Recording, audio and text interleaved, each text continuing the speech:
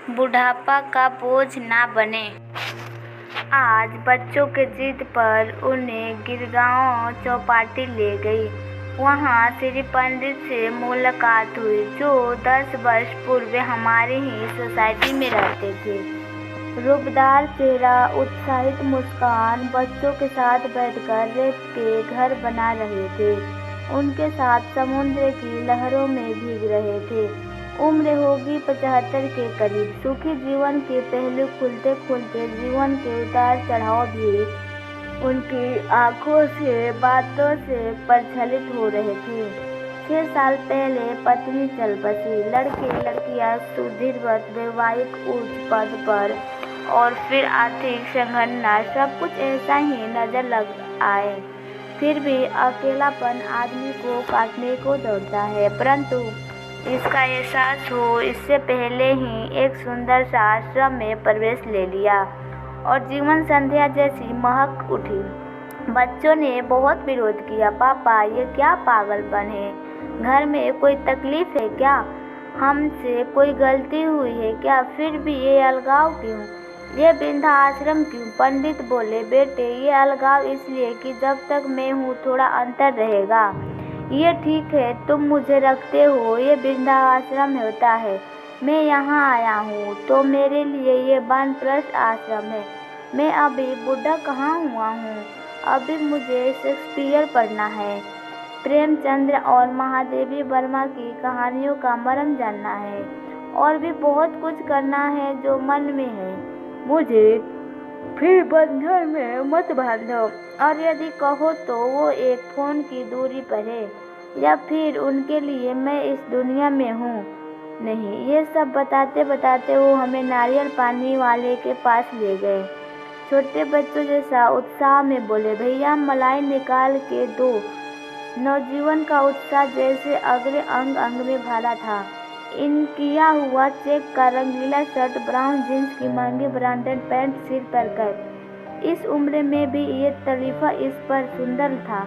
इनका जीवन के प्रति उत्साह में टकटकी लगाकर जैसे देखती रह गई। यहाँ तो कहीं भी निराश करना और बुढ़ापे का बल नहीं पाता, तो सिर्फ ताजे फूलों जैसी खिले जीवन की ओर देखने का दृष्टिकोण में बहुत प्रभावित हुआ।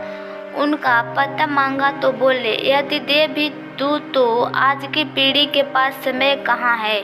2 दिन तुम्हारे पर्स में चिट पड़ी रहेगी और तीसरे दिन तुम फेंक दोगे, इसलिए ज़्यादा सोचो मत। यदि किस्मत में रहा तो फिर मिलेंगे, और यदि नहीं रहा तो पता लेकर भी क्या उपयोग। और वो आकृति दूर दूर जाकर दूसर होती चली गई।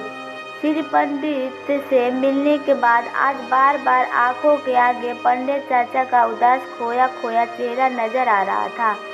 सच, दोनों में कितना अंतर था। चाचा जी तो बेचारे मशीन बनकर रह गए थे।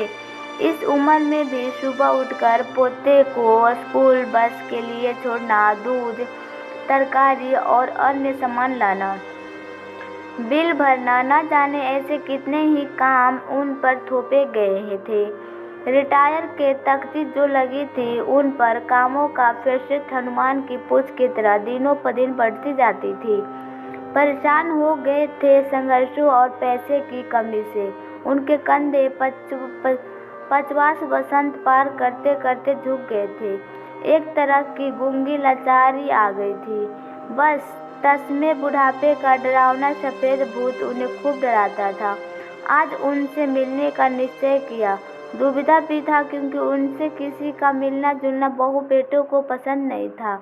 उन्हें भी पंडित के बारे में बताना था और नियंत्रण भी देना था। नियंत्रण तो बहाना था। हमारी सोसाइटी में अधिकांश वृद्ध दंपति ही थे।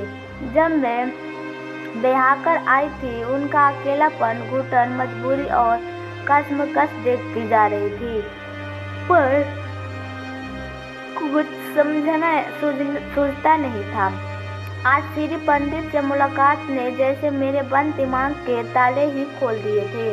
मेरे सास ससुर आए हुए थे। योजना थी उनके मिलाने का बहाना सारे सीनियर सिटीजन का एक छोटा सा गेट टुगेदर रखता, ताकि वो आपस में अपने अनुभव बांट सके।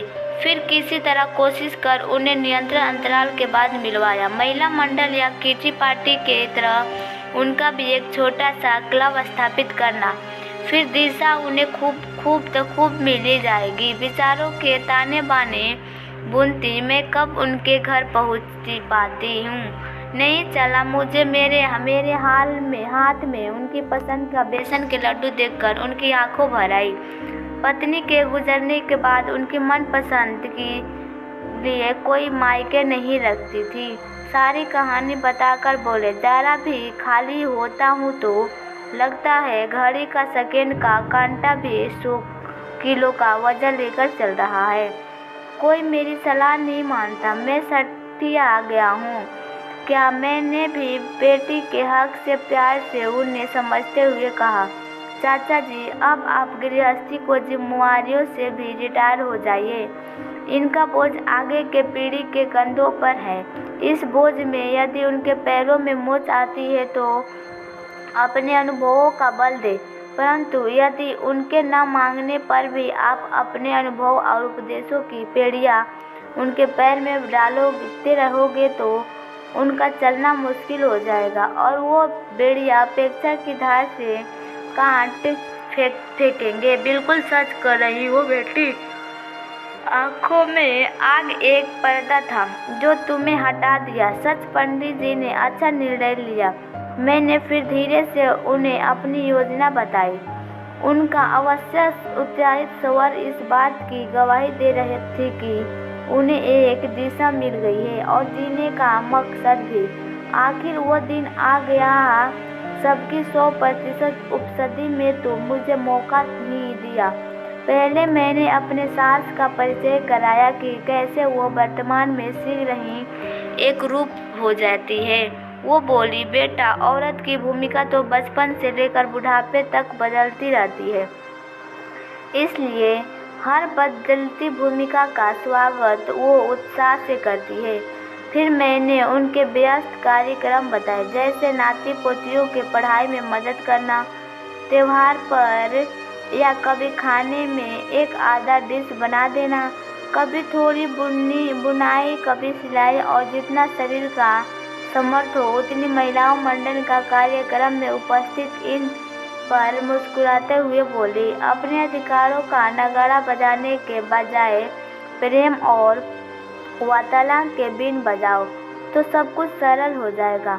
बढ़ती उम्र के बदलते अधिकारों के सत्य के तस्वीरों सीढ़ियों तो बड़ी आसानी से स्वीकारती है, पर पुरुष नहीं। इसलिए तो पानी में पड़े तेल जैसे संसार में अलग थलग पड़ जाते हैं। सासू जी के बातें प्रभावशाली थी। सभी का उत्साह काबिल तारीफ था। अनुभवों का लेन देन शुरू हो गया था। उनकी हंसी ठहाके और कक्षाओं का मैं शांत बैठकर आनंद ले रही थी। सच, हम उम्र लोगों के बीच कितना रिलेशन महसूस कर रहे हैं। सब एक बात पर तभी एकदम थे। उन्होंने सिर्फ पैसा दोगुना करने वाली योजना के बारे में ही सोचा। यदि खुशियाँ दोगुना करने की योजना की खोज में 25-30 साल की उम्र में कर लेते या कई शौक पाल लेते तो यूँ समय काटने को न दौड़ता। फिर मुझे कुछ भी करना नहीं पड़ा। कड़ियाँ जुड़ती गई। अगली बार मिलने की तारीख भी तय हो गई। प्लान बनते गया और यंग सीनियर सिटीजन क्लब की स्थापना भी हो गई। नाम और अनुसार जोश और उत्साह देखने लायक था। खुशी के मारे तो मेरे पैर का जमीन भी नहीं पड़ रहा था। अचानक मैं अतीत में जागी। आज इस बात को लगभग 4 वर्ष हो गए। सभी बहुत व्यस्त है। पांडे चाचा जी ने भी अपने जीवन में जीना सीख लिया। अब वो सुबह की सैर और योग के पश्चात तैयार होकर निकल पड़ते हैं। किसी सामाजिक संस्था में निःशुल्क एकाउंटर देखते हैं। शाम को अपने हम उम्र दोस्तों के साथ बैडमिंटन या टेनिस खेलते हैं या सोसाइटी के बच्चे के लिए क्रिकेट में चैंपियन का रोल अदा करते हैं। कहीं उन्हें कहानियाँ सुनाते हैं, कभी खुद सुनते हैं। वही क्या, लगभग सभी का यही हाल है। सभी व्यस्त है। यदि कोई दादा दादी दादा दादी अस्पताल में भर्ती हो गए हो तो संघ सीनियर सिटीजन क्लब के सदस्य उनकी बारी बारी से देखभाल करते हैं। इससे घर वालों भी चिंता मुक्त रह पाते हैं। सोसाइटी की हरियाली और स्वच्छता तो देखते ही बनती है। कई अच्छे सामाजिक उपक्रम चलते हैं। सब एक दूसरे की मदद के लिए हमेशा तैयार रहते हैं। सब कुछ मिलजुल कर होता है, मेरे लिए होता है। उनकी आंखों में प्यार, धन्यवाद और आशीर्वाद, आदर सब कुछ मुझे मार्गदर्शन कहते हैं। जबकि सच तो यह है कि भविष्य में रुपहलो दिनों का मार्गदर्शन लगते हैं। तब भी तो 40वां पार किया है। यदि ईश्वर ने लंबी उम्र दी है तो ऐसा ही जोशीला महकता रुद्रवार बिंधत्व मेरा भी साथी होगा। मेरा बुढ़ापा बोझ ना बने, मैं अपने लिए अपने जैसा जीऊँ। जीवन का रोना धोना राम कहानी लोगों को सुनाने के बजाय मैं पंडित भीमसेन हरिप्रसाद लता और पंडित भीमसेन हरिप्रसाद लता और पंडित रविशंकर के सुरों में खो जाऊं। जीवन के अतीत साथ तक मेरी लेखनी लोगों का संपन्न कागज और उतारित रहे और आगे की पीढ़ी दिल से सोचे मम्मी रहे, कभी छोड़कर ना जाए और रहे बस।